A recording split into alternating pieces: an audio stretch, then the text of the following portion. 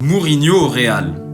Est-ce que vous vous remettrez avec votre ex que vous avez quitté il y a 13 ans? Personnellement, c'est un grand non, encore plus si on s'est quitté en mauvais termes. Parce que beaucoup de personnes, et à juste titre, mentionnent le ratio de victoire lorsque Mourinho était sur le banc du Real. Mais on ne va pas faire semblant, sa grosse épine dans le pied lors de son passage chez les Merengues, c'est qu'il n'a pas gagné de Ligue des Champions. Au-delà de ça, il y a une seconde chose qui me dérange avec cette rumeur-là, c'est que le Real Madrid doit construire un nouveau cycle. Est-ce que Mourinho, à 63 ans, mais surtout avec ses récentes expériences passées, est l'homme de la situation? Pour moi, non, car le Mourinho qu'on a connu à ses grandes heures à Porto, à Chelsea ou encore à l'Inter de Milan répondait à un football qui était différent de celui d'aujourd'hui. Et même si le Real Madrid a besoin d'un entraîneur dans son ADN qui ne pratique pas un football de possession mais avec beaucoup de pragmatisme, je miserais alors plutôt sur un candidat plus jeune dans cette fibre-là ou alors plus vieux mais qui a connu des succès récents. Et la dernière chose qui me dérange là-dedans, c'est que le feeling ne semble pas naturel entre Mourinho et le club. Car ce serait Jorge Mendes, l'agent de Mourinho, qui l'aurait proposé au Real Madrid, l'informant qu'il dispose d'une clause libératoire à Benfica. Et tout de suite, pour moi, cette tentative de forcer un peu les choses, ça crée quelque chose de malsain. Il y a aussi ce petit like de Mbappé qui n'est pas anodin et qui risque de perturber un vestiaire qui ne respire déjà pas la sérénité. Donc moi, je sais pas ce que vous en pensez, mais en tout cas, pour moi, ce n'est pas une bonne idée pour le Real Madrid.